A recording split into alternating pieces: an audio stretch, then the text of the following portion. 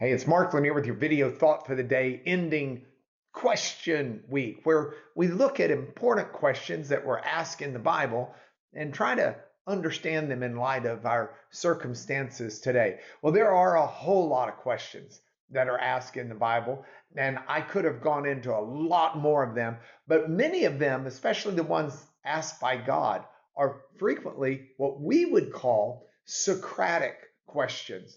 In other words, it's like law school. When you're in law school, most professors teach with what's called the Socratic method, named after Socrates. Socrates was famous for teaching people by asking them questions. The point not being that Socrates did not know the answer, the point being that Socrates certainly knew the answer, but just wanted to force people to think through the question and the answer so that they could better learn themselves. That's a method used in law school, it's a method used in antiquity, and it's a method used by God. And so many of the times, God will ask questions, and it's not because God doesn't know the answer. He is, spoiler alert, God, but because God wants us to answer those questions and think through the answers. So I thought to end this weekend, to go into the weekend, I would ask one of my favorite questions in the Bible that God asked, and it's found in the Old Testament book of Job. Now, Job is a really interesting story. It's a story of the challenges in life, the blessings and the curses of life. It's a story of friendship and lack thereof at times. It's a story of trying to understand why bad things can happen to good people. It's a story of challenging God and yet at the same time walking in faith before God. Lots wrapped up in the book of Job.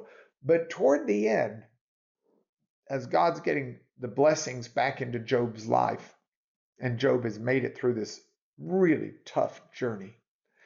In the end, in chapter 38, God asks Job this question. He says, "Where were you when I laid the foundations of the earth?" Now think about that for a moment. I was thinking about that yesterday. I was in Puerto Rico in the midst of what seemed to be a monsoon. In fact, I probably should have recorded this then. But the waves were crashing in, and it was just crazy. I was there for a conference, and I was amazed at this, just the vitality of and force of nature. And and I was thinking about this question of where were you when God was laying the foundations? And the answer, of course, is we weren't. But God was. See, God's vision and God's reach go far beyond our ability to understand.